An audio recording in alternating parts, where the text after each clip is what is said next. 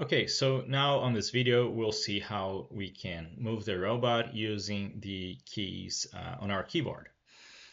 So on the past video, we saw how to import the robot asset and move it by manually assigning values here to angular velocity, right? And now we want to manually control the robot movement ourselves, right? So we'll just leave these values here, right? Especially damping. So even if you want to control the robot using the keys, you want to make sure that damping has a positive value here, because as we saw before, if it's 0, the wheels will not spin. So what you need to do is to add a differential controller to your robot, right? So the way to do it is you go on Tools, Robotics, OmniGraph Controllers, Differential Controller.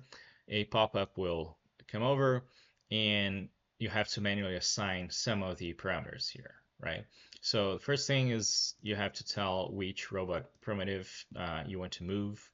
I'm going to select the Carter, and then you have to manually assign the wheel radius and the distance between the wheels, right?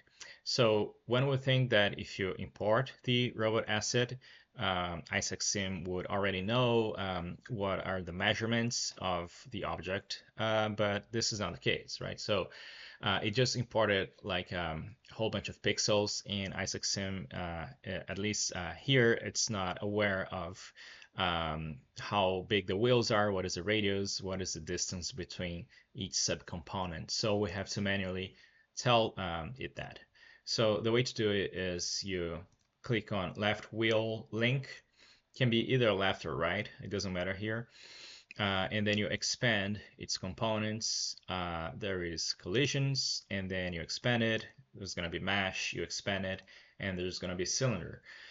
It's grayed out here, so it's easy to miss, but it's here. And if you click on cylinder, if you scroll down, you'll see the properties for geometry, mesh, and here you have the radius, right, which is 0.24.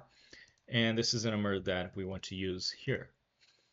Distance between the wheels, this is also something that we have to manually calculate, but it's very easy to do. So if you click on the left wheel, you'll see that it is placed on the world across the y-axis position 0.31 roughly. If you go on the right wheel, it's minus 0.31, meaning that the distance between the two is 0.62, right? One minus the other. Then I'm going to assign the joint names. I'm just going to call it right wheel, left wheel, and then I'll click on use keyboard control. Okay. As soon as you do this, you'll notice that it will add on the right hand panel under graphs the component for differential controller. If you expand it and you click on the differential controller option, you'll see all the attributes that it has, right? But for now, let's just go ahead and push play and see what happens, right? So if we push play and we press the W key, the robot will start moving, but you'll see what's doing. The wheels are spinning out of control, and the robot is like sliding on place. It's stumbling around, right? So the speed is very haphazard. So what we want to do is to cap the speed limits here so that it will have a smoother movement, right? So on this panel here, I will assign max linear speed to max 0.5, max angular speed to 0.5 as well.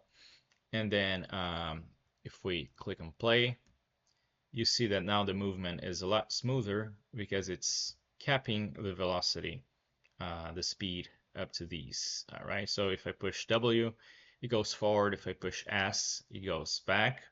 If I push A, only the left wheel will turn.